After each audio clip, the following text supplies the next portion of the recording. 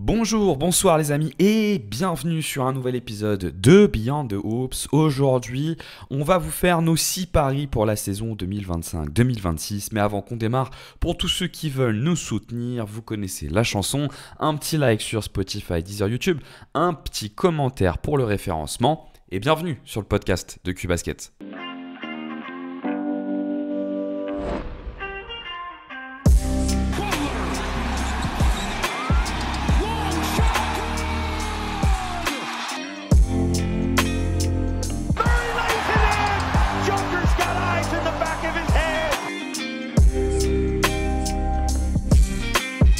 Mitchell has his head up, takes the Levert feet. Oh my!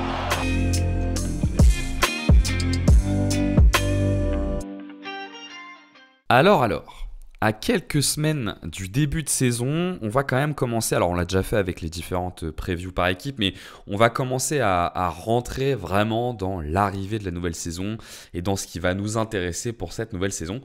Et on trouvait intéressant de commencer en parlant de joueurs qu'on a envie de suivre pour justement l'année 2025-2026. L'idée, c'est de vous présenter 6 joueurs qu'on va suivre un peu dans le détail et sur lesquels on attend des choses spécifiques pour cette nouvelle saison. Et pour faire tout ça, on est avec Paul. Salut Paul, comment ça va ? Écoute, ça va, hein. J'ai un peu la voix cassée, mais ça va le faire. Ça s'entend un petit peu, effectivement, tu as une petite voix cassée, mais par contre, on va pouvoir discuter de joueurs un peu dans le détail. On aime bien faire ça, mine de rien, tous les deux, parler de joueurs un peu dans le détail. On se retrouve à le faire assez souvent, que ce soit au travers des top 10 ou au travers des différents éléments. Peut-être, juste avant qu'on démarre, tu n'en auras peut-être pas en tête, mais est-ce que tu avais un joueur que tu attendais particulièrement l'année dernière et tu t'es dit, tu l'as suivi et tu avais bien aimé sa saison ? L'année dernière, on avait fait la même chose avec 6 mecs comme ça. Il y avait Ben aussi avec nous. Ouais. Et en fait, je crois que j'ai regardé les mecs qu'on avait fait. Et en fait, ils ont tous été blessés ou ils ont tous été un peu décevants, quoi. Donc, ouais, je dirais, moi, je voulais quand même que Lamelo fasse un truc l'année dernière. Et tu vois, il a rien fait, quoi. Il a à nouveau été blessé. Donc, bon, voilà, on verra si ça continue encore cette saison. Ouais, toujours ce problème un peu de régularité physique avec la mélo. Moi, c'était Ivica Zubac, je me rappelle l'année dernière que j'attendais bien. Je l'avais mis en MIP de la saison. C'est vrai que tu l'avais mis en MIP et nous, on s'était foutu de ta gueule. Et finalement, il a fini podium, quoi. Alors, j'étais pas à une fois de près du nombre de fois où vous foutez de ma gueule, mais effectivement, il a fini sur le podium du MIP. C'était un peu ma grosse cote. Bon, après, forcément, t'en as toujours d'autres que t'imagines et qui finalement ne font pas grand-chose. Mais en tout cas, on va partir cette fois-ci sur 6 nouveaux noms.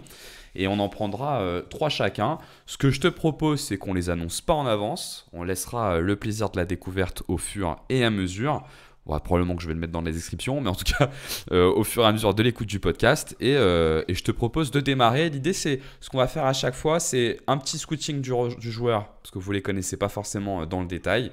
Et puis, on va voir un peu dans quel contexte ils sont et ce qu'on attend d'eux pour la nouvelle saison.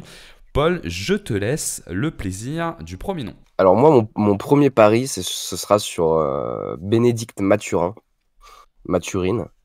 Et je pense que cette saison, je fais le pari qui va être MIP cette saison aux Pacers. Ah ouais, carrément. Ah ouais, là on est sur un gros pari, ouais.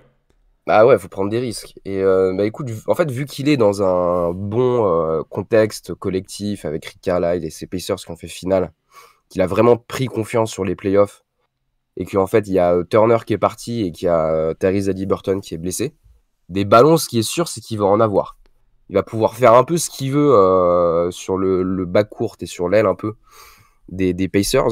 Donc je serais pas étonné, en fait. En plus, vu qu'il est en contract-tir, il est dans sa 4e saison, il n'a pas signé de contrat là. Donc il va vouloir choper le max de thunes possible. Et je pense qu'il y a un scénario où il finit MIP, quoi. C'est un joueur qui, en plus, pour le coup, est habitué à avoir un usage important. C'est plus son minutage qui est toujours intéressant, mais qui n'est pas non plus énormissime. Mais tu es typiquement sur le genre de profil qui peut vite avoir une augmentation de son temps de jeu. En gros, depuis qu'il est en NBA, on est entre 25 et 30 minutes. Et tu n'es pas à l'abri d'avoir quelqu'un qui passe plutôt autour des 33-35 l'année prochaine. Est-ce que tu peux nous rappeler un peu quel est le profil de Mathurin pour ceux qui ne l'auraient pas tout à fait en tête ? Ouais, Mathurin, c'est un mec, ça fait 3 saisons qu'il est en NBA. Il sortait de 2 saisons d'Arizona avant. Et c'est un arrière un peu athlétique, même très athlétique, qui a beaucoup de défauts dans son jeu, comme beaucoup d'arrières athlétiques qui sont pas non plus des arrières générationnels. Ce qui fait que, en fait, il est un peu streaky shooter, il a du mal à être vraiment régulier au shoot. C'est pas un bon playmaker, il a pas un bon passeur, et il est pas très régulier en défense, même si avec ses qualités athlétiques, il peut quand même avoir de l'impact sur des comptes, sur du playmaking défensif un peu, mais il est pas si régulier que ça en défense. Par contre, tu as un vrai bon scoreur naturel qui est capable de pull-up à 3 points, à mi-distance, qui a aussi une vraie adresse au cercle. Mais là où il excelle vraiment, c'est plus off-ball et off the catch. Parce que sur la création pure, il a un peu du mal. Par contre, s'il arrive lancé et qu'il attend pas trop et qu'il démarre tout de suite, vu qu'il a un vrai premier pas intéressant et des qualités physiques avec sa taille plus athlétique, avec quand même un petit peu de toucher au cercle, tu as un joueur qui arrive à scorer facile 15 points par match depuis qu'il est arrivé en NBA. Le problème, c'est que depuis 3 saisons, les progrès, tu ne les vois pas tant que ça. Maintenant, sur la régulière, parce que là, sur les playoffs, moi, il m'a quand même beaucoup étonné. Il a fait des super playoffs avec les Pacers, il a été très important à des moments. Je pense au Game 2 là, contre les Cavs où il met 16 points en deuxième mi-temps. Il était vraiment bon. Il finit les playoffs avec 109 de TS+, avec 8% de rebonds offensifs. Et il finit les playoffs avec 70% de free throw rate, ce qui est énorme. Hein. C'est mieux que Jimmy Butler Prime ou tout ce que tu veux. Donc, il a vraiment pris confiance sur ses playoffs. Et dans un rôle un peu de troisième option offensive derrière Haliburton et Siakam sur le banc. Donc, c'est vraiment cool. Maintenant, je pense que sur la saison prochaine, on va un peu le juger et on va voir ce que ça donne. Le truc, c'est que en fait, je pense que sur la saison prochaine, il doit montrer d'autres aspects de son jeu autres que le jeu un peu off-ball et off the catch. Parce que ouais, il est capable d'exister à 3 points sur du catch and shoot. Il a un bon jeu sur cut aussi, parce qu'il a des qualités athlétiques, il sent bien le jeu. Mais pour choper un gros contrat, s'il veut vraiment choper un énorme contrat, déjà, je pense que ça va être compliqué, parce qu'il y a déjà Haliburton et Siakam qui ont des gros contrats. Mais pour choper un gros contrat en NBA, il faut quand même que tu aies une autre corde à ton arc que juste le scoring. Et encore, il n'est pas non plus implacable au scoring, parce que pour créer pour lui-même, c'est compliqué. Et ouais, pour l'instant, le playmaking, il n'y a pas grand-chose, même s'il y a des briques de passing, mais c'est pas ouf. Et en défense, il n'est pas non plus ultra régulier, ce qui fait que j'ai l'impression que même s'il se développe super bien, tu as peut-être un joueur qui est plafonné en tant que troisième option d'une équipe, quoi. C'est une des questions que je voulais te poser d'ailleurs autour de Mathurin. C'est dans un contexte où, même si Tyrese Haliburton assurait pas l'ensemble de la création pour l'équipe des Pacers, on sait que c'est le système qui alimente beaucoup de création. Est-ce que tu attends de lui d'être un peu plus autonome? Tu vois, moi, ça fait partie des questions que je me pose. Haliburton est parti, on parlera peut-être aussi après du départ de Miles Turner qui crée beaucoup d'espace et beaucoup de facilité offensive. Et il apparaît comme étant un des joueurs les plus talentueux de cet effectif. Tu as beaucoup parlé de ses qualités off-catch et off-ball. Est-ce que tu attends de lui d'être capable d'avoir un peu plus d'autonomie ou est-ce que tu n'y crois pas trop à cet aspect-là? J'ai envie d'y croire. Maintenant, je me pose la question parce que, en fait, ça va durer peut-être qu'une saison parce que quand Haliburton va revenir, tu sais que la balle, elle sera dans ses mains, en fait. Donc, je me demande si il n'a pas plus intérêt à travailler, même si là, c'est sûr qu'il va être responsabilisé en tant que créateur. Mais en fait, pour du moyen long terme, est-ce qu'il n'a pas plus intérêt à travailler sur des aspects du jeu qui fait que il est plus dans un rôle de role player que dans un rôle de créateur-initiateur? Parce que si jamais tu vois que, ok, il y a des choses intéressantes en créateur-initiateur, est-ce que vraiment tu vas le revoir à nouveau dans ce rôle-là? Et surtout, en fait, s'il n'est pas si bon que ça en tant qu'initiateur, au final, il faudra qu'il réexcelle à nouveau dans un rôle de role player parce qu'il y a Haliburton et Siakam dans le contexte des Pacers. Après, il y a aussi le côté, si vraiment il devient très bon et qu'il demande un gros contrat, il y a peut-être des équipes qui vont lui donner ce contrat et les Pacers non, même si on sait qu'il est restricted free agent. Il y a un scénar où Mathurin, en fait, il s'en va parce que soit, en fait, il demande trop parce qu'il devient vraiment bon cette saison et les Pacers veulent pas lui donner un gros contrat parce que ils estiment qu'ils peuvent bien se démerder sans lui, quoi. Ouais, une des questions que je me posais, c'est est-ce qu'il ne doit pas profiter, tu vois, d'une année de transition, parce que ça va être comme une année de transition côté Pacers pour booster un peu son volume, tester des nouveaux trucs, et presque une année où on se concentrera un peu plus sur son volume que sur son efficacité, parce que je ne sais pas trop ce que peuvent jouer les Pacers cette saison. Et dans le prolongement de ça, il y avait une autre question que je voulais te poser, c'est les Pacers avaient un spacing naturel qui était vraiment élite, notamment parce qu'ils avaient peut-être le meilleur poste 5 shooter hors superstar, Karl Anthony Towns et Porzingis, le meilleur stretch 5 de la ligue avec Miles Turner. Il le remplace avec des joueurs qui sont sur un profil similaire mais moins fort. Mathurin, c'est un joueur qui joue quand même énormément sur sa percussion au cercle, qui prend aussi énormément de mi-distance. Est-ce que tu penses que dans un contexte où le spacing va sans doute bouger un petit peu, il faut qu'il arrive à transitionner vers un jeu peut-être moins agressif et moins dans l'accès direct au cercle et peut-être un peu plus sur le 3 points? Tu vois, c'est ce qu'on a vu faire par exemple Anthony Edwards l'année dernière. Alors il n'est pas du même niveau, mais est-ce que ça fait partie des choses que tu attends de lui? Est-ce que tu le penses capable ou pas trop? Je pense que c'est un peu son identité d'aller batailler au cercle, d'aller choper des fautes, on l'a vu sur les playoffs. Mais ce qui est sûr, c'est qu'il faut qu'il devienne mieux qu'un streaky shooter, quoi. Les saisons où t'es pas à plus de 35% à 3 points, ou je crois que sur le run des playoffs, il est qu'à 30% à 3 points. Alors ok, ça se voit pas trop dans l'impact, parce que voilà, il va gratter des fautes, il va sur la ligne, et sur la ligne, il est à plus de 85%. Mais ouais, je pense que sur le 3 points, là, en attaque, il va falloir montrer que tu peux mettre dedans de manière régulière, quoi. Pour information hein, complémentaire, au-delà de son efficacité à 3 points, il est sur les ailiers dans le 80e percentile des tirs pris à mi-distance. Il prend 32% de ses tirs à mi-distance. Ce qui est très très bien avec Mathurin, c'est qu'il va énormément au cercle. Alors l'année dernière, c'était l'année où il est moins allé au cercle, mais on est quand même dans le 80e percentile. Ce qui est énorme, effectivement, son accès au cercle est vraiment élite. Par contre, il est que dans le 9e percentile des 3 points pris, avec seulement 29% de ses tirs qui sont pris à 3 points. Et ça, peut-être qu'avec l'absence de Turner, ça peut être amené un petit peu à bouger. Peut-être pour avoir un regard sur ton pari, est-ce que Mathurin peut être MIP? Je comprends parfaitement qu'il fasse partie en tout cas des candidats MIP, parce qu'il va y avoir une redistribution hyper importante des tickets de shoot côté Indiana. Parce que Turner n'a pas vraiment été remplacé une fois de plus et que tout simplement il n'y a pas Tyrese Haliburton. Donc ouais, je pense qu'il sera assez haut là-dedans. J'ai un peu du mal à voir sa capacité à transitionner. Moi, je le vois bien, Mathurin, à terme, est un vrai atout de joueur en playoff. Mais tu sais, des joueurs qui sont pas très méta pour la saison régulière. Tu sais, t'as des joueurs un peu comme ça où tu es vraiment super content de les avoir en playoff, mais en saison régulière, tu sens que leur rapport est peut-être pas aussi important. Mais on verra bien ce que ça peut donner. Paul, si ça te va, je te propose qu'on passe au deuxième nom. Et du coup, c'est moi qui prends la main. Et je vais parler là d'un de mes chouchous depuis un an. Ça fait partie des joueurs qui me plaisent le plus à regarder. C'est du côté des Chicago Bulls, notre cher Matas Buzelis, qui a été drafté l'année dernière, qui est un ailier très grand et très long, qui la saison dernière a eu la particularité, je pense qu'il y a deux particularités sur sa saison. La première, c'est qu'on a découvert un physique quand même assez extraordinaire. Je trouve qu'il y a chez Buzelis, et je serais curieux d'avoir ton avis après, mais un combo de longueur, explosivité, agilité qui finalement est pas si commun en NBA. Souvent, tu peux avoir des mecs très longs mais qui manquent d'explosivité, ou alors qui sont pas très agiles, ou alors des mecs longs qui sont agiles mais qui manquent d'explosivité. Et moi, je trouve que chez lui, il y a un combo des deux qui est vraiment impressionnant et qui se cumule avec un dribble qui est pas trop mal et surtout un footwork qui est super intéressant, qui se traduit notamment dans sa capacité à aller au cercle, qui je trouve pour un joueur de son âge, il a 21 ans, enfin 20 ans, 21 ans, est déjà vraiment très impressionnante. Et je vais aller plus dans le détail après sur les différents éléments qu'il faut noter sur lui, mais donc ça fait partie de mes grosses cotes et je dirai après ce que j'attends de lui.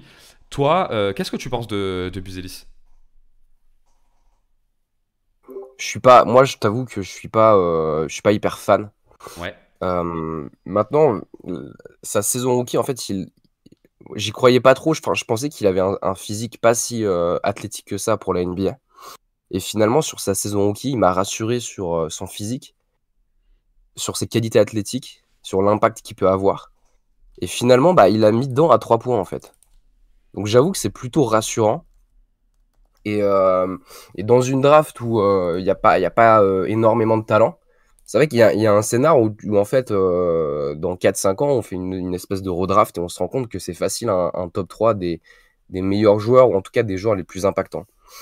J'ai l'impression que c'est quand même un des gars qui est dans le meilleur contexte, Ouais. même si les Bulls, en fait, ils sont mal gérés, ça on le sait. Il est dans un contexte là où il arrive dans une équipe qui sera pas non plus ultra compétitive, qui va peut-être tanker petit à petit.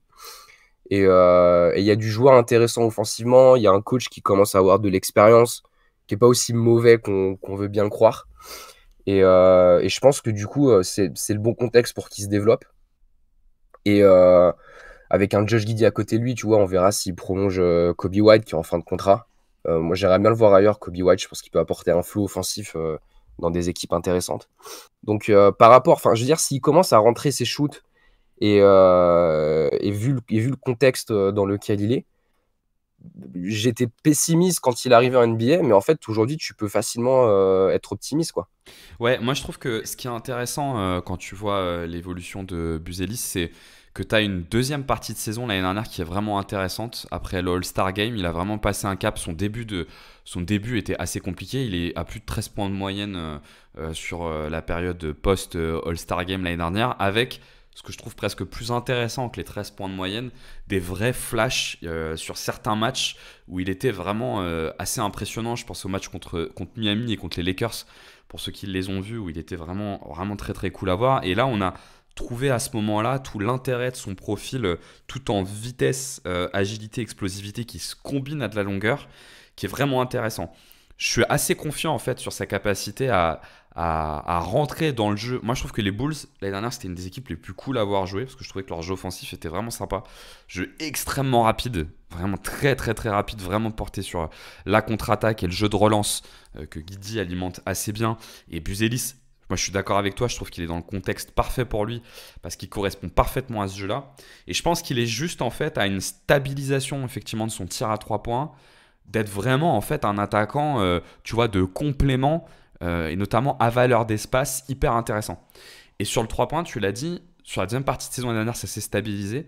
Il y a aussi des choses intéressantes autour de son adresse sur le long mid. Il a 45% sur les tirs à mi-distance de loin, ce qui montre qu'en fait, il a une forme de toucher qu'il doit réussir à développer avec plus de 3 points. Et ce contexte de jeu favorable, moi, me fait avoir envie, tu vois, d'avoir un joueur qui tourne assez rapidement à 15 points par match, tu vois, qui dépasse les 15-16 points par match. Ce qui peut, en fait, tu vois, directement te faire dire à la fin de la saison 2, en fait, on va avoir envie d'aller chercher pour voir si c'est un potentiel All-Star à terme ou pas. Mais où, en fait, à la fin de la saison, tu n'as aucun doute sur le fait que c'est un joueur autour duquel, enfin, un joueur que tu loques dans ton effectif parce que tu es intéressé de le voir. Et je pense vraiment que tout ce qu'il a montré en deuxième partie de saison dernière est propice pour ça. Et effectivement, tu l'as dit, ce contexte collectif qui est hyper intéressant, avec un très bon spacing et un jeu de fond qui est vraiment intéressant. Est-ce que toi, tu as un avis sur son impact défensif? J'irai peut-être un peu plus dans le détail après, mais moi, j'aime plutôt bien, pour le coup, en plus, son impact défensif. Je sais pas si toi, tu as un regard là-dessus. Bah, ouais, comme je te l'ai dit, moi, il m'a plutôt rassuré parce que moi, je pensais qu'athlétiquement, il était pas prêt. Il a rassuré là-dessus. Et t'as un mec qui a un vrai feel off-ball pour avoir de l'impact sur son playmaking défensif à travers des contres. Je crois que sur la deuxième partie de saison, attends, j'ai ses stats sous la main là, mais il tournait presque à 2 comptes de moyenne, hein, je crois, sur la deuxième partie de saison. Sur Vraiment, l'ensemble j'ai de pas la les stats sous saison, la main. sur l'ensemble de la saison, il est 97e percentile sur le block percentage. Ouais, Donc il est très très haut, ouais. c'est vraiment sympa. Après, moi, je reste quand même. J'ai des gros doutes sur le fait que ça devienne une espèce de star, pas forcément all-star, mais tu vois, un joueur que tu responsabilises beaucoup en attaque.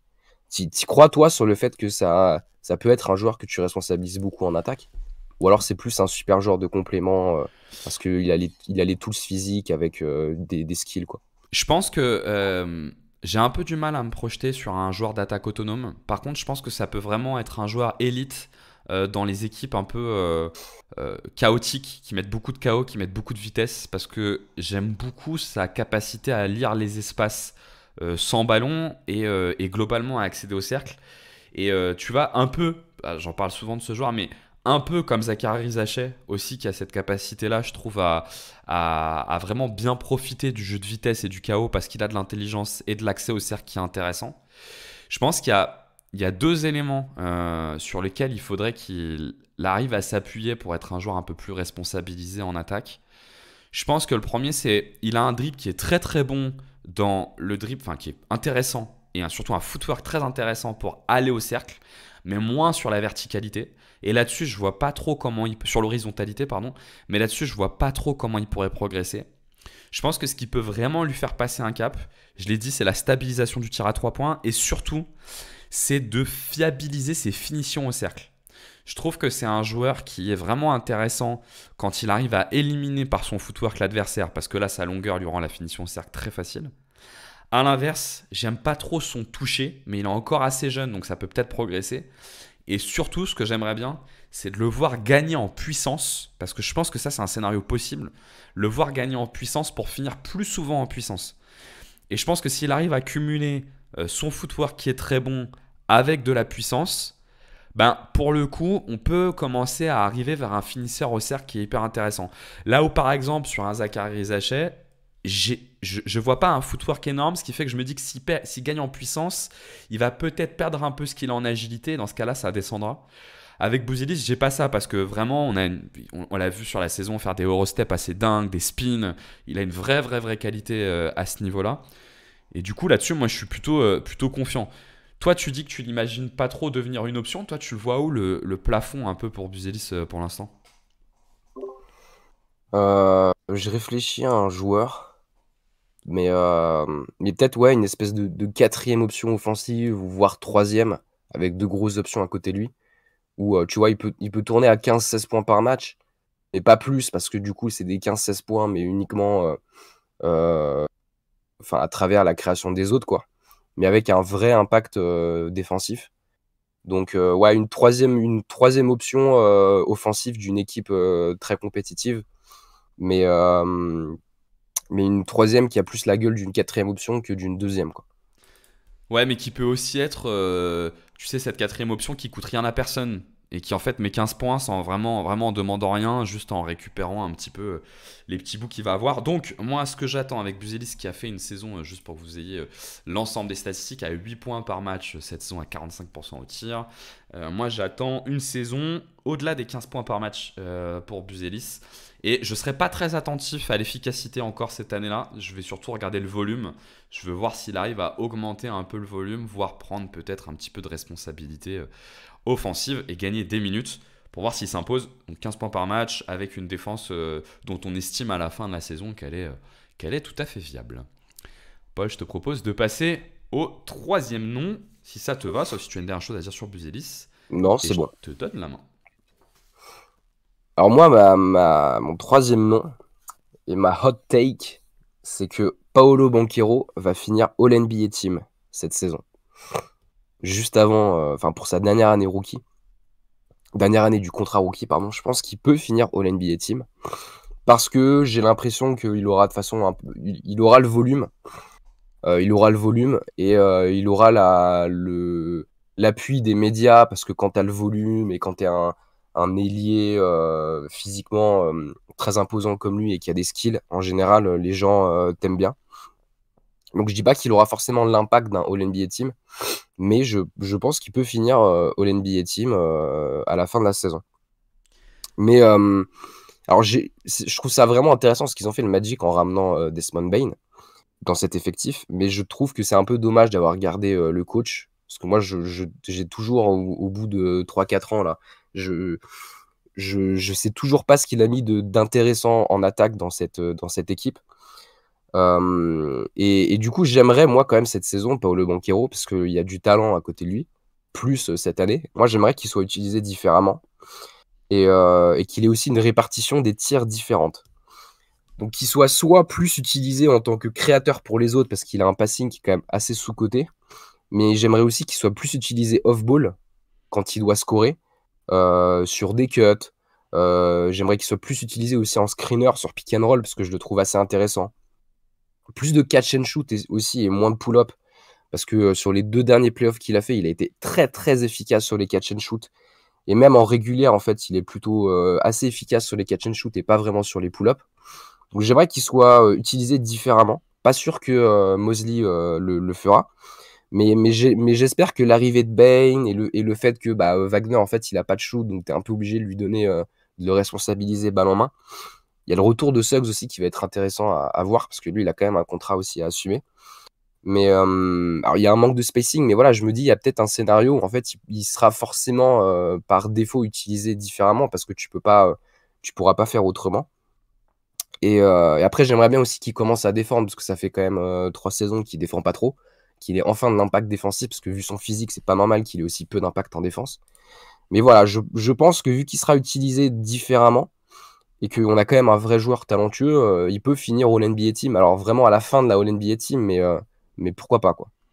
C'est marrant parce que c'est rigolo en t'écoutant, je me rends compte qu'on a exactement la même vision de Paolo Banchero, mais pas les mêmes espoirs. Je m'explique. Je trouve que sur le passing, tu vois, c'était une première des questions que je m'étais posée.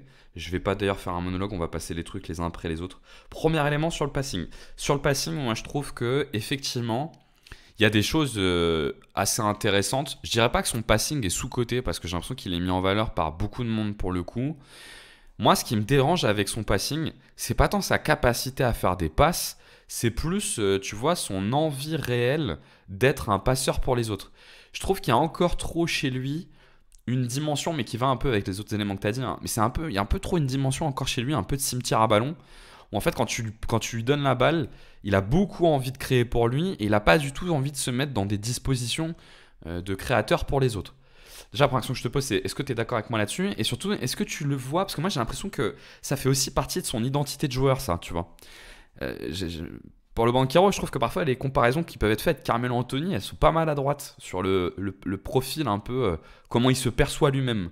Est-ce que toi, tu le sens capable de faire ce switch-là, au-delà de ce qu'apporte Mosley, ou pas trop? Ou est-ce que ouais, t'as pas d'inquiétude là-dessus, quoi? Bah si, je suis quand même un peu inquiet, mais il y a aussi un contexte qui est pas favorable autour de lui, parce qu'il n'y a jamais eu de spacing autour de lui. Mais oui, mais ça, alors je suis assez d'accord, parce qu'en fait, c'est un mec qui a un énorme usage. Et en fait, tu te rends compte qu'il fait pas beaucoup de passes D par rapport à son usage. Et que c'est aussi un mec un peu nonchalant, donc il perd des ballons assez facilement, et l'exécution sur les passes, elle est pas top. Je trouve qu'il y a quand même des très bonnes lectures. Et il faudrait ouais, qu'il se mue plus en créateur pour les autres, parce qu'en fait, quand il crée pour lui-même, et on le voit sur les 2 derniers playoffs, on a un joueur, en fait, quand il est utilisé en ball handler sur pick and roll, ou sur isolation, ou même un peu sur transition, il n'est pas efficace, quoi. J'avais regardé à chaque fois, en fait, il est même pas dans les 3 premiers quarts en percentile, en efficacité sur ses play types. Donc voilà.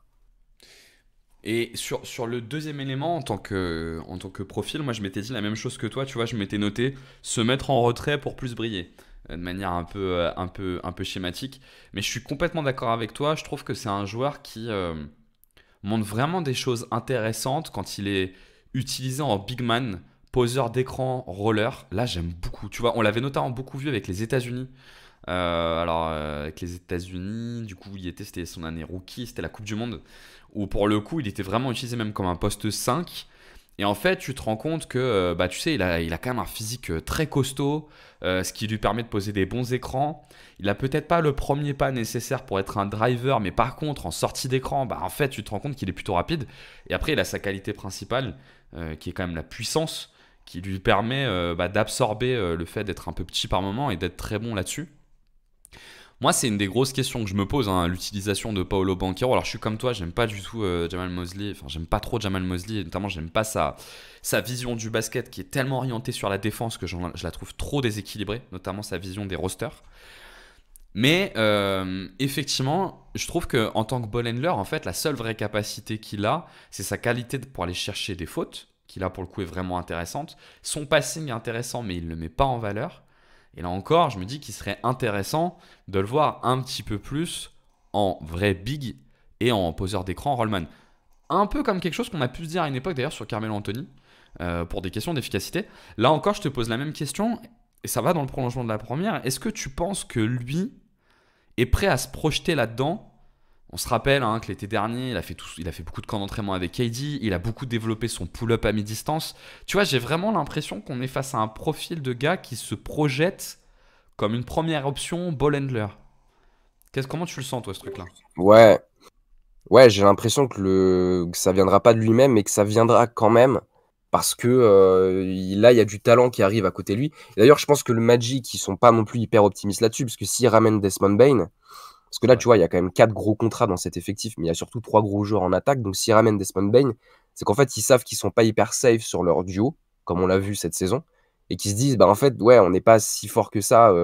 Les deux joueurs, nos deux stars là, elles sont pas si fortes que ça, et qu'il faut quand même un troisième joueur qui nous apporte du spacing et un peu de création, parce qu'on n'est pas assez fort là-dessus. Tu vois, les playoffs, c'était intéressant parce que sur le Game 1 contre Boston, il fait un très bon match, et il est vraiment utilisé, mais parfaitement, et beaucoup off-ball. Et à partir du Game 2, et jusqu'à la fin, c'est vraiment full ISO. Alors, le Game 2, pour le coup, il est quand même très fort, et il met dedans sur les ISO, sauf que sur les 3 derniers matchs, il met plus rien dedans, et il est moyen, et ils se font sortir 4-1, quoi. Donc j'ai l'impression que si tu le forces un peu, il peut quand même. Mais je sais pas si Mosley le fera. J'ai l'impression que le seul moyen pour que vraiment il accepte, c'est qu'il y a un autre coach, un grand coach qui arrive avec un peu d'expérience et qui lui dise, bah, en fait, c'est comme ça que ça se passe et ce sera pas autrement, quoi. Effectivement, je pense que ce qui est important, c'est que Desmond Bane prenne des tickets d'initiation à Paulo Banchero et qu'il les prenne pas à Franz Wagner, quoi. Pour le coup, parce que Wagner, je pense, naturellement, est un peu plus intéressant dans cette dimension-là, et ça serait bien qu'effectivement ça aille plutôt en sens. Donc Paolo Banchero en All NBA Team, moi je pense que c'est une grosse take, mais c'est une grosse take qui est pas non plus si grosse, enfin qui me semble réalisable parce qu'il a quand même une énorme cote, Paolo Banchero, et que c'est un joueur de volume. Donc effectivement on peut arriver, c'est quand même un joueur derrière qui tourne à 26 points par match, 5 passes D, plus de 7 rebonds. Il n'est pas dans les discussions parce qu'il joue pas assez de matchs, mais peut-être qu'il aurait déjà été dans les discussions en jouant assez de matchs, d'ailleurs. Sur les 2 derniers mois, il tourne quand même en 29 points, 8 rebonds, 4 passes et demi à 34% à 3 points, tu vois. Exactement. Et en plus, quand tu regardes le TS+, il commence doucement à se rapprocher des 100 TS+. Faut être prudent parce que quand vous regardez sur Clean de glace, maintenant il est compté comme un big, alors qu'il joue pas vraiment comme un big, il joue clairement plus comme un ailier. Donc là, le TS+, c'est intéressant. Il suffirait juste qu'il augmente un peu son efficacité au lancer franc, qui est trop basse pour un joueur qui en génère autant. Et en fait, on commencerait à être un joueur en fait à gros volume avec une efficacité qui est intéressante et un bon passing. Donc en fait, on n'est pas loin du passage. On va voir cette saison si Banchero passe effectivement d'un cap de joueur frustrant à en fait c'est un franchise, quoi. Pour le coup, et ça sera un peu l'enjeu de cette saison. Paolo Banchero donc en troisième joueur en All NBA Team. Moi, mon deuxième joueur, ça va être, je vais plutôt partir sur celui-ci pour l'instant, ça va être Denis Avdija. J'arrive jamais à le dire dans le bon ordre parce qu'il y a une inversion entre les V et les D. Donc Avdija, donc l'Israélien de Portland, un ailier assez grand, de 2,6 m avec une bonne envergure, qui démarre sa 6e saison pour le coup en NBA, qui est... Je ne sais pas si tu es d'accord avec moi, on pourrait dire qu'aujourd'hui c'est peut-être le meilleur contrat de la NBA, Denis Avdija. Ou en tout cas, on ne doit pas en être très très loin. C'est un des meilleurs, ouais. Ouais, c'est un des meilleurs. Un joueur qui l'année dernière tournait à 17 points de moyenne, 7 rebonds, 4 passes, qui a vraiment été une saison presque de l'explosion. La première saison à Portland était intéressante, mais la deuxième l'était encore plus. Le tout avec des pourcentages qui sont hyper intéressants. Il a à 121 de PSA. Enfin, c'est un joueur qui, pour le coup, en plus, est assez efficace. Moi, ce que j'aime beaucoup chez Denis Avdija, c'est un joueur qui est tout à la fois complet, mais qui a quand même, dans le fait d'être complet, quelques qualités élites. C'est-à-dire que c'est un bon passeur, c'est plutôt un bon défenseur, même si j'aimerais qu'il soit un peu mieux là-dessus. C'est un shooter qui commence à devenir intéressant, et il a une qualité élite, c'est que même s'il est très très grand et très physique, et donc pas très rapide, et ben il est super bon pour accéder au cercle, notamment par le drive, ce qui constitue en fait un joueur vraiment super intéressant. Je pense que ce qui lui manque pour passer un cap, c'est un peu plus de propreté sur le dribble et de perdre un petit peu moins de ballons. Mais que s'il arrive à le faire, pour le coup, ça peut devenir un joueur qui est vraiment, vraiment super intéressant. Je pense qu'il est dans une situation où il faut qu'il arrive à confirmer ses progrès qu'il a pu faire au tir et qu'il continue à être aussi fort sur le drive. Et alors, moi, ma take avec Denis Avdija, c'est que Denis Avdija sera All-Star malgré la conférence Ouest cette saison. C'est une grosse take. Qu'est-ce que tu penses, toi, de notre cher Avdija, et qu'est-ce que tu attends de lui cette saison? Putain, All-Star, ouais, dans la conférence Ouest. Là, si tu paries dessus, je pense que tu peux t'acheter une maison dans 6 mois. Clairement, c'est un gros pari. Hein. Ouais. Ouais, bah avec Avdija, en fait, il y a un côté en fait fantasme de l'ailier créateur qui peut devenir encore une star. Maintenant, il est quand même plus tout jeune parce que je crois qu'il est arrivé en 2020. Donc, on est peut-être dans sa 7e saison ou 6e, je sais plus. Et j'ai un peu peur quand même que ça reste toujours un fantasme 24 et ans, que, Avdija. ok, et que en plus d'arriver, d'être dans un contexte qui est quand même pas ouf, même si du coup il est quand même responsabilisé. Mais j'ai l'impression qu'à terme, en fait, si des Sharp ou des Scoot Anderson se développent bien à côté, Portland va peut-être plus miser sur ces mecs-là que sur Avdija. Donc j'ai peur qu'on a juste en fait un joueur de complément et pas une star. Parce qu'il y a un peu un fantasme sur ces ailiers porteurs de balles où quand il y a un peu de shoot et un peu de création pour eux-mêmes, bah, tu les projettes en star. Mais, euh, mais moi, je suis un peu moins haut que toi quand même sur Avdija.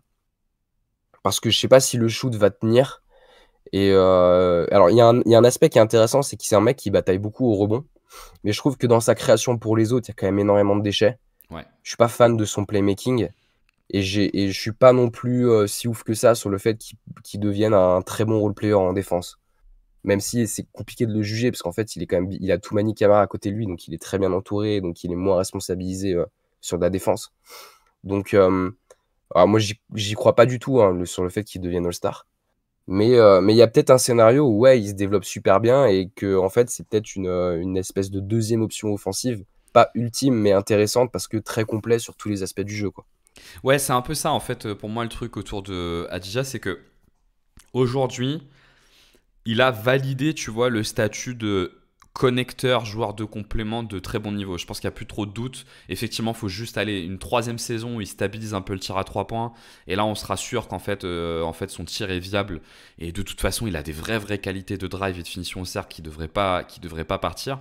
Mais tu vois, je pense que s'il arrive juste à faire ça, donc ça, c'est de la stabilisation, et qu'il arrive à progresser. Et je pense pas qu'il y a besoin d'énormément de progression sur son dribble. Je pense que ce qui l'empêche aujourd'hui d'être une deuxième option, c'est la qualité de son dribble qui fait qu'en réalité, ben, il peut pas non plus, il peut initier des pics, mais pas à haut volume.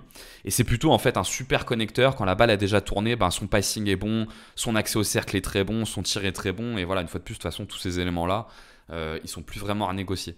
Mais je pense que s'il arrive effectivement à progresser sur le dribble, qui lui permettra de perdre un peu moins de ballons, je pense que son usage d'un coup peut monter assez nettement. Je pense malgré tout que c'est le joueur le plus talentueux des effectifs de Portland. Je suis complètement d'accord avec toi sur le fait que naturellement, on aurait tendance à penser que Portland ait plus envie de développer Sharp, tu vois, et Scoot Anderson par exemple. Mais Scoot Anderson, sauf erreur de ma part, il est blessé sur le début de saison, donc la hiérarchie peut déjà bouger un petit peu. Mine de rien, Shaedon Sharp, il a eu un peu sa chance, il doit arriver sur sa 3e ou 4e saison maintenant. Et finalement, ça décolle pas tant que ça, alors que Advija, on est sur une progression constante. Et on l'a beaucoup dit sur Portland, c'est aussi un effectif qui n'a pas, tu vois, un potentiel évident. Il n'y a pas un mec avec un potentiel évident qui apparaît. Du coup, je me dis, s'il continue à être aussi fiable, parce qu'il est quand même à un niveau de fiabilité qui est très haut, hein. Il y a des niveaux d'efficacité qui sont vraiment très hauts, que son drift se développe un peu, bah peut-être qu'ils vont se dire, eh bah allez, on fait une saison, en fait c'est notre première option, dans l'idée de se dire, bah quand on aura une première option et qu'il passera deuxième option, et bah on aura une vraie très bonne deuxième option qui est validée, tu vois. Et en plus, ils peuvent aussi se dire qu'ils le mettent première option pour en faire une énorme monnaie d'échange pour un trade, parce que déjà que son contrat a énormément de valeur. Donc je pense qu'en fait, il y a un scénario où l'usage augmente nettement et où l'efficacité baisse pas tant que ça. Et où en fait, tu vois, je pense qu'en fait, s'il veut être au star, il faut qu'il dépasse les 20 points de moyenne. 20-21 points de moyenne et qu'il passe à 5 passes D par match, tu vois. Parce que sa défense est plutôt bonne, comme tu l'as dit, les bagarreurs, il a un bon volume et ça peut l'aider. Euh, mais donc effectivement, il est dans un contexte un peu compliqué, ouais.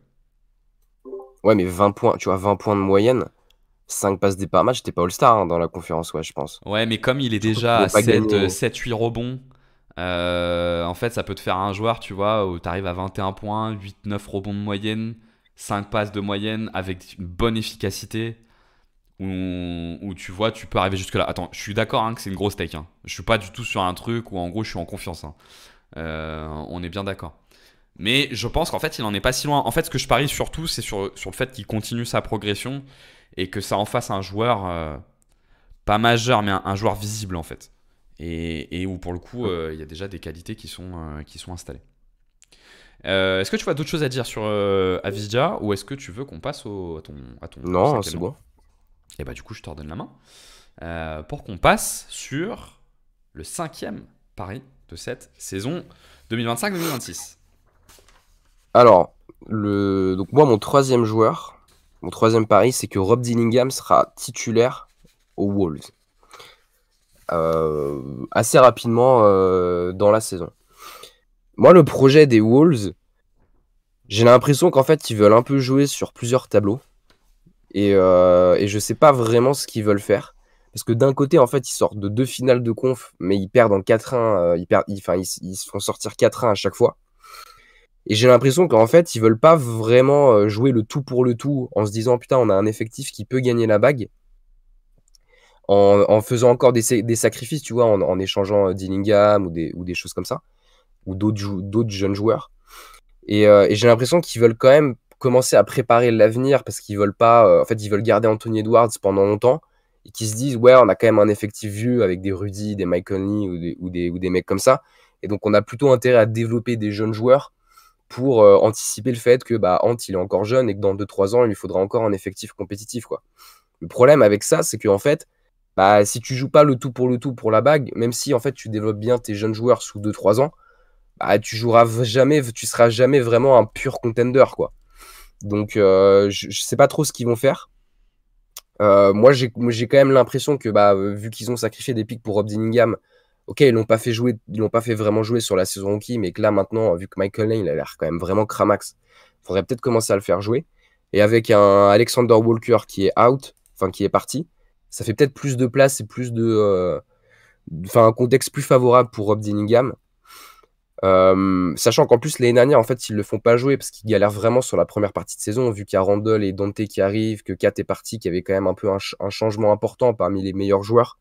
Là sur la deuxième partie de saison ils ont retrouvé de la continuité, donc je me dis que le début de saison il sera pas aussi cata que l'année dernière et que du coup ils se diront plus ouais bon bah on peut commencer à développer Rob Dillingham parce que il peut apporter un vrai dynamisme à cette équipe, quoi. Je trouve que ce qui est intéressant dans la perspective que tu décris, c'est. Alors, je trouve qu'il y a eu trop peu de minutes l'année dernière sur ce 5-là, alors que le peu de minutes qui ont été jouées, j'ai eu peu de 5 en NBA qui m'ont paru un fit aussi naturel. C'est le 5 avec lui, Edwards, McDaniels, Reed et Gobert. Qui en fait, de par leur profil et leur volume, est un 5 qui est hyper équilibré et qui naturellement fit super bien.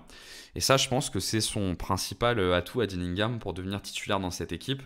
D'autant que tu l'as dit, c'est une bonne défense, il y a besoin peut-être de passer un cap en attaque. Et lui, en tout cas, il a été pris à la draft pour ça. Maintenant, moi, j'ai au moins 3 éléments que je vais te mettre en question du coup pour que puisse arriver ce scénario-là.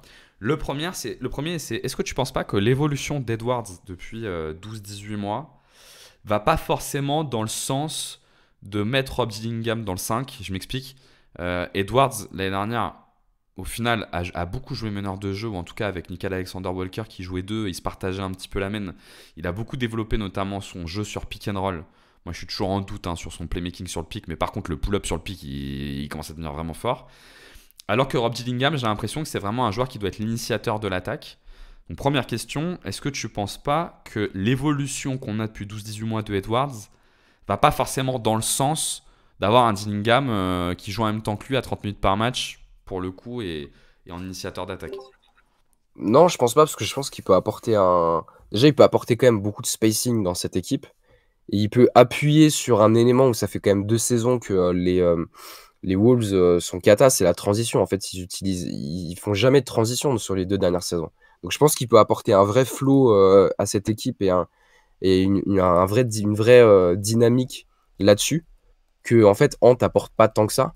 Et puis même sur demi-terrain, en fait, voilà, il t'apporte du spacing parce qu'il a un vrai shoot et il t'apporte. Et je pense qu'il peut même encore rendre cette équipe plus performante sur demi-terrain, notamment sur du pick and roll, parce que ouais, Ant c'est pas fou, qu'il y a encore 2-3 soucis, et que Rob peut encore augmenter le plafond de cet effectif en attaque, quoi.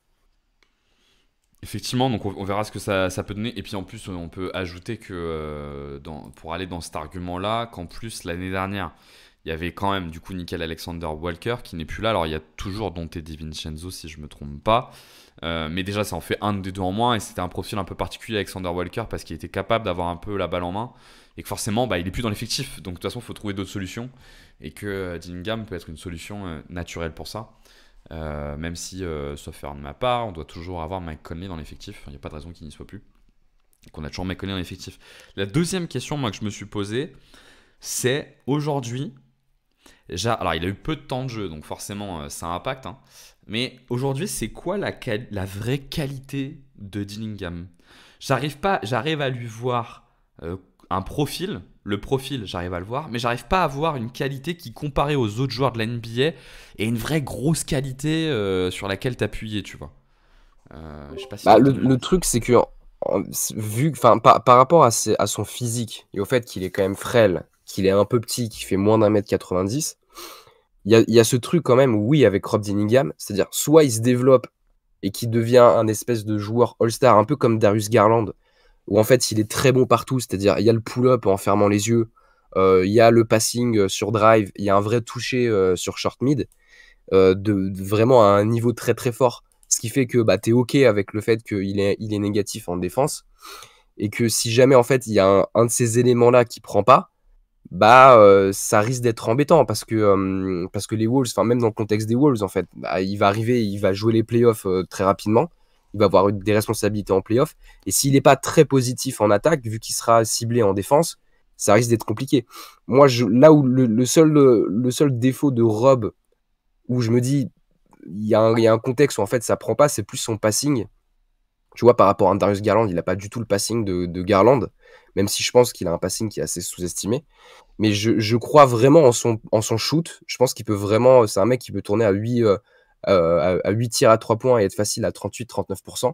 Et je pense aussi que son drive et son handle est vraiment assez unique. Et que, et que malgré ses qualités physiques qui sont pas ouf, en fait, il a un vrai toucher sur short mid. Et qui peut compenser là-dessus, quoi. Maintenant, ouais, s'il développe pas un passing à un niveau décent, c'est un mec qui sera cantonné à un rôle de sixième homme. Il pourra pas être titulaire, quoi, parce qu'il a pas le physique qui suit. Oui, parce qu'en plus, tu es sur un joueur avec des énormes. Enfin, je pense quand même, hein, dans l'NBA moderne, des énormes compromis, pour le coup. Parce que sa défense. Alors, moi, je l'ai moins vu que toi. J'avais un tout petit peu vu à Kentucky et j'ai vu sur ce que j'ai vu l'année dernière. On a un joueur qui a. Allez, je vais moins juger ses qualités défensives, mais en tout cas, qui n'a pas du tout d'outils pour défendre. Il est très léger, il n'a pas spécialement d'envergure et il est petit. Donc, de toute façon, on a un gros minus de ce côté. Et donc, pour être viable, ça veut dire qu'il faut des énormes qualités. Si tu prends il est encore plus petit que Trae Young, hein, il me semble de mémoire. Hein. Si tu prends par exemple Trae Young, Trae Young, est défensivement, bon, ça a progressé avec le temps, mais ça reste cata. Ou John Bronson, mais par contre, c'est des moteurs offensifs extraordinaires. J'ai un peu du mal à voir, tu vois. Alors, au-delà de la saison prochaine, donc moi, je pense pas qu'il fera un titulaire, mais au-delà de la saison prochaine, j'ai du mal à voir, tu vois, un mec qui est capable vraiment d'aller toucher ces niveaux-là de qualité parce que les premiers flashs qu'on a, ils me semblent vachement maigres en fait. Si c'était un bon défenseur, je pense que je verrais les choses différemment, mais ça me semble très maigre pour l'instant, tu vois. Le truc, c'est qu'en fait, normalement, ces joueurs-là, ils arrivent dans des contextes où bah, l'équipe tank et tu prends pas trop de risques parce que tu vas le développer, il n'y a pas trop de pression et tout. Lui, en fait, c'est assez unique ce qu'ils ont fait les Wolves, c'est qu'ils étaient compétitifs et ils se sont dit, allez, on va monter dans la draft, on va sacrifier des pics alors qu'on vient faire finale de conf pour un mec qui sera pas NBA ready pour les playoffs peut-être avant 3-4 ans. Et encore, ça se trouve, c'est pas avant 5-6 ans, quoi. Ou ça se trouve, c'est jamais. Donc c'est un vrai risque. Et c'est vrai que le contexte pour lui, pour le coup, alors, ok, on peut dire, oui, mais il arrive dans un effectif compétitif. Donc il apprend, il prend des XP, il y a des leaders autour de lui, il y a un effectif qui défend. Donc sur la régulière, c'est peut-être pas si embêtant. Mais du coup, c'est pas non plus le meilleur contexte pour se développer parce qu'il y a une certaine pression. Et on sait que ces meneurs-là, porteurs de balles, qui sont limités physiquement, ils ont besoin de temps, ils n'ont pas besoin de cette pression-là, quoi. Donc, ouais, je suis pas, le contexte, c'est pas si favorable que ça, quoi. Je pense que ce qui serait intéressant pour lui cette saison, c'est qu'on arrive à le voir quelques fois dans la saison dans des contextes à haut volume. Soit sur des matchs, tu sais, qui sont entre guillemets plus faciles, soit parce que Edwards à un moment donné se blesse, parce que tu as besoin de le tester un peu sur du haut volume pour voir si effectivement l'attaque arrive à débloquer notamment un aspect un peu machine offensive qui pour le coup a du gros volume avec une efficacité intéressante. Je le projette pas du tout finir titulaire, parce qu'il y a quand même Mike Conley devant qui je pense est difficile à déloger. Alors je vais pas me dire que tu veux dire titulaire devant Mike Conley, mais en tout cas qu'il ait plus de minutes, en gros que ce soit le meneur avec plus de minutes de l'équipe. Pour le coup, et que même sans ça, avec l'évolution d'Edwards, il y a quand même Dante DiVincenzo qui risque de passer devant pour être titulaire. Donc moi j'y crois pas trop, mais par contre ce que je serais intéressé de voir, c'est plus de matchs avec un gros volume et un gros minutage, parce que pour le coup ça n'a pas été le cas l'année dernière. On a eu juste un tout petit passage de mémoire en février où il a eu pas mal de temps de jeu, mais je crois que t'as même pas un match à plus de 30 minutes de temps de jeu, ce qui est dommage pour un joueur comme ça, quoi. Ouais. Non, le seul truc, juste pour finir, le seul truc qui fait un peu chier, en fait, c'est que la conférence Ouest, elle est tellement dense Ouais. que tu vois, l'année dernière, ils le font pas jouer parce qu'ils savent que, en fait, ils seront peut-être à un match près à la fin de la saison pour éviter le play-in. Et ouais, malheureusement, ce sera peut-être la même chose cette saison. Donc, il aura peut-être plus de temps de jeu, mais il sera peut-être pas trop responsabilisé, quoi, par rapport à la densité de la conférence Ouest. Exactement. Et ben, je te propose qu'on passe au dernier joueur. Du coup, ça c'était un dernier truc à dire sur Dillingham. Et donc, notre sixième, enfin, c'est pas notre, pour le coup, c'est le mien. Mon troisième joueur, et qui est donc notre sixième joueur, je vais y arriver, c'est Brandon Miller des Charlotte Hornets, qui a été blessé une bonne partie de la saison dernière, puisqu'il n'a joué que 21 matchs, qui est un joueur que moi j'aime beaucoup, pour le coup, Brandon Miller. Je vais essayer, pour ceux qui ne l'auraient pas trop vu depuis 2 ans, est-ce que je peux comprendre, parce que finalement, regarder Charlotte, ça n'arrive pas à grand monde, de vous rappeler un petit peu son profil. Moi, ce que je trouve très intéressant avec Brandon Miller, c'est que il a une qualité que je trouve proche de élite, ou que je projette être élite assez vite. C'est que c'est un très très très fort shooter de catch and shoot à 3 points, qui est, en plus de ça, est un joueur qui a un bon toucher au cercle et une bonne explosivité au cercle, ce qui en fait un vrai scoreur double niveau à minima. Et je n'ai pas de doute qu'il pourrait être un bon scoreur à mi-distance, même s'il manque sans doute un peu de dribble. Qui est une vraie qualité en fait sur laquelle il peut s'appuyer pour pouvoir développer un rôle offensif et une posture offensive qui est vraiment intéressante.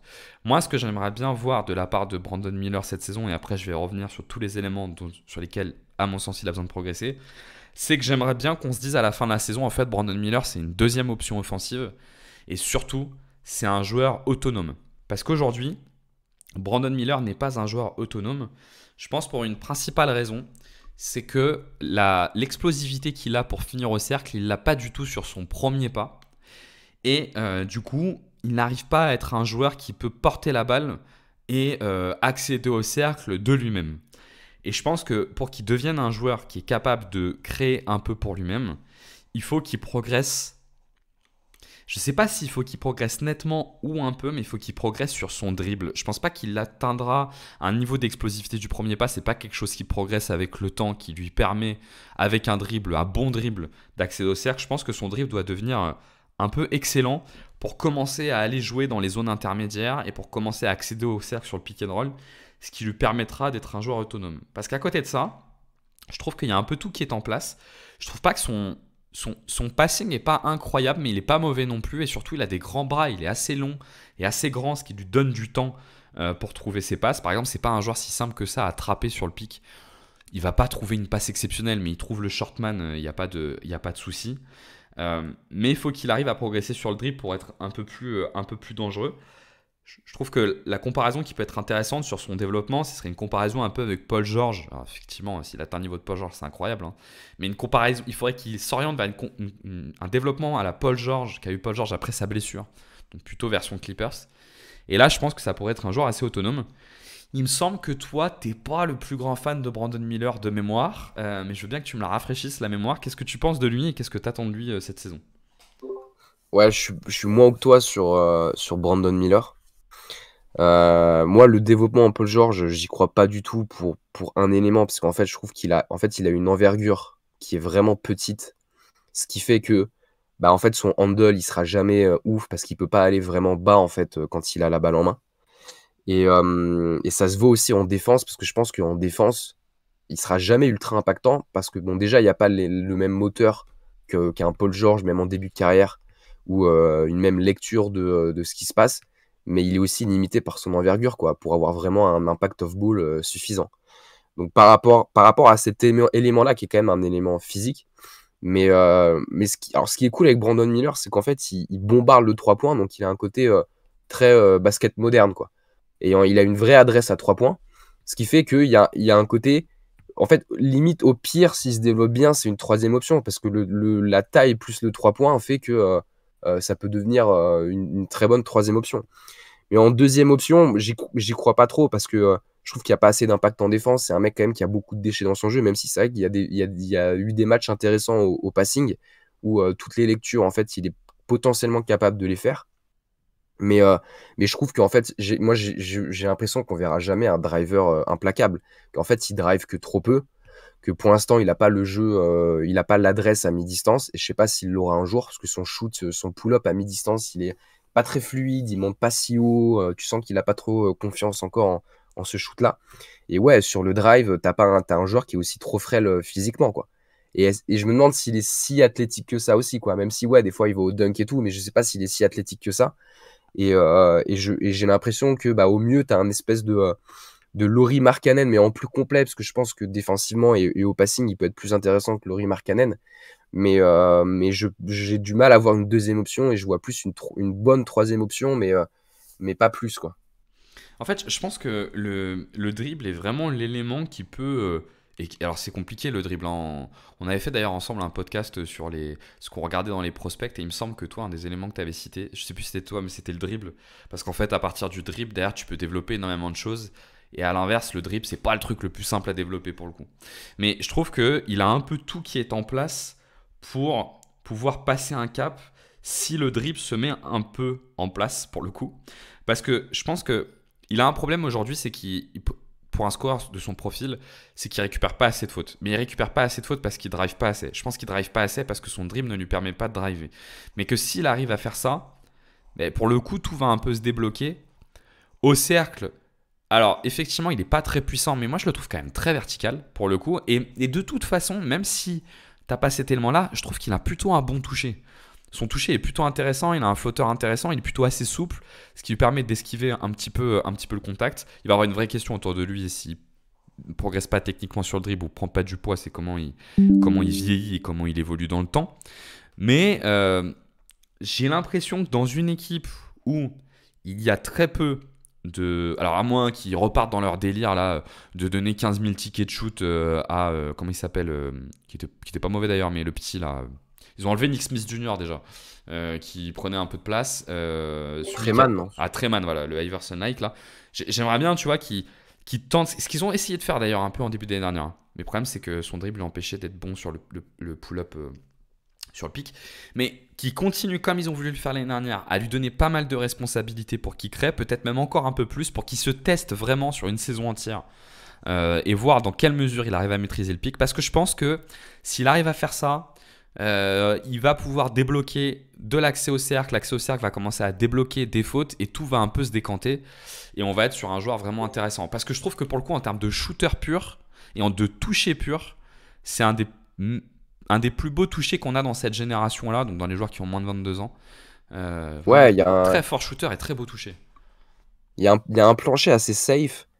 Et tu vois, enfin moi, par rapport au dribble, je trouve que même s'il développe un dribble, déjà, je ne le vois pas avoir un super dribble, comme on l'a dit, par rapport à son envergure. Mais en fait, il est tellement frêle physiquement qu'en fait, pour aller gratter des fautes, il faut quand même vouloir aller au contact. Et lui, le contact, il le fait tout le temps sur drive, il n'est pas assez physique. Et je pense qu'il n'est pas assez crafty non plus, tu vois, sur ses moves pour aller au cercle. Donc ouais, là-dessus, je suis moins que toi, c'est sûr. Donc on verra ce que ça peut donner. Pour rappel, hein, il tournait à 22 points de moyenne l'année dernière, si je dis pas de bêtises. Mais seulement sur 21 matchs et avec une efficacité qui était assez basse. Mais une fois de plus, on était sur une deuxième saison où son utilisation était un petit peu différente de la première, plus balle en main. Et le but, c'est d'essayer de stabiliser tout ça. Parce que pour le coup, sur sa première saison, qui était plus concentrée sur ses qualités de shooter et de finisseur, l'efficacité était plutôt intéressante. Il était déjà à 17 points par match.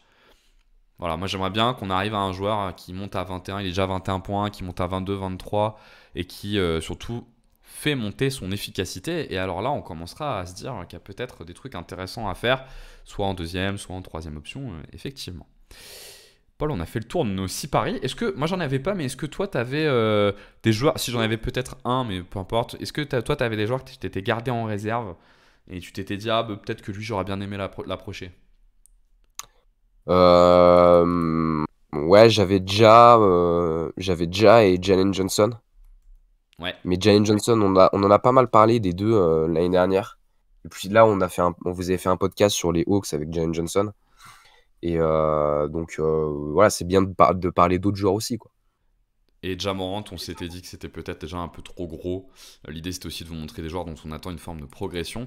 Moi, celui que j'avais, c'était Nemias Queta, qui sort d'un très très bon Euro et qui devrait être le pivot titulaire de Boston. Et je le trouve pas incroyable, mais il a quand même un volume qui est assez rare pour le coup. Et si je l'avais pris, ça aurait été avec le pari qui finisse MIP de la saison à venir. Écoute, Paul, je te propose qu'on conclue là-dessus. On espère que ce podcast vous aura intéressé. On est curieux surtout de savoir quels sont vos paris pour la saison à venir. Puis on regardera tout ça au bout d'un an en se disant qu'est-ce qu'on a parié et est-ce qu'on a eu raison ou est-ce qu'on n'a pas eu raison. Et en tout cas, restez connectés. On trouvera rapidement de quoi parler. À plus.